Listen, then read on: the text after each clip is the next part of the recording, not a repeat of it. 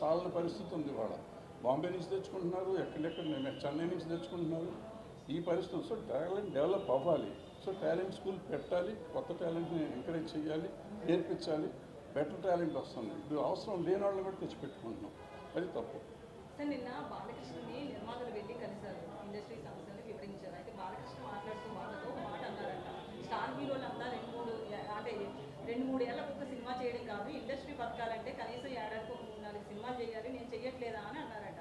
So దీని మీద మీరు ఏమంటారు సార్? ఆయన అన్నారో లేదో మనకు తెలియదు, నిజమే కదా చెప్పారు, లక్ష్మీ ప్రసన్న కుమార్ చెప్పారు.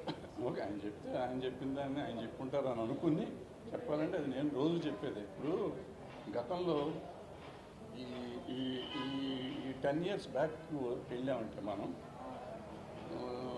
ఎన్టీ రామారావు గారు, నాగేశ్వరరావు గారు, శోభన్ బాబు గారు, కృష్ణ గారు, చిరంజీవి గారు, బాలకృష్ణ గారు, మహేష్ బాబు గారు, వీళ్ళందరూ కూడా వచ్చేసారు అప్పటికి. అందరూ అంటే 30 మంది హీరోలు, 30 మంది హీరోలు 3 సినిమాలు, 4 సినిమాలు, 5 సినిమాలు చేస్తామంటే 30-40 సినిమాలు వచ్చాయి. ఎందుకంటే మనకి యావరేజ్ సినిమాలు కానీ కనపడితే ప్రొడ్యూసర్కి పోవడం డబ్బులు తక్కువ ఉండేవి. ఇవాళ ఏం చేస్తే ప్రతి హీరో 3 సినిమాలు చేస్తున్నారు, 4 సినిమాలు చేస్తున్నారు. 3 సంవత్సరాలకి 4 సంవత్సరాలకు ఒక సినిమా చేస్తున్నారు. చేస్తాంటే ఎక్కడ వస్తుంది? దాంతో ఏమవుతుంది? ప్రొడ్యూసర్కి ఏమో కోట్లు, 100 కోట్లు, 1000 కోట్లు అయిన ఖర్చు కనపడుతుంది. సినిమా రిలీజ్ అవ్వట్లేదు. చిన్న సినిమాలు తీస్తున్నారు. ఆ సినిమాలు రిలీజ్ అవుతున్నాయి, వాటికేమో జనం రావట్లేదు. జనం ఎప్పుడు ఒక తెలిసిన హీరో, చిన్న హీరోనో పెద్ద హీరోనో ఉంటే ఆడియన్స్ కొంత థియేటర్కి వస్తారు. ఆ హీరో లేకపోవడం వల్ల ఇప్పుడు ఇవన్నీ జరుగుతుంది. సో వీళ్ళు నిజంగా బాలకృష్ణ గారు చెప్పినట్టు 3 సినిమాలు 4 సినిమాలు చేయాలి. ఇప్పుడు చిరంజీవి గారు ఆ వయసులో ఆయన చేయట్లా 3 సినిమాలు 4 సినిమాలు, బాలకృష్ణ గారు చేయట్లా ఆ సినిమాలు.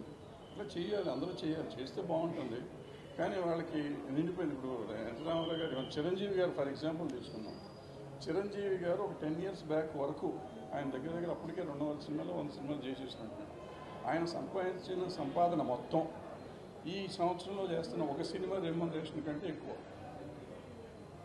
ఈ సంవత్సరం చేస్తున్న ఒక సినిమా రెమ్యునరేషన్ కంటే ఆయన 79లో ఆయన నాతో పాటు ఆయన మొదలెచ్చాడు.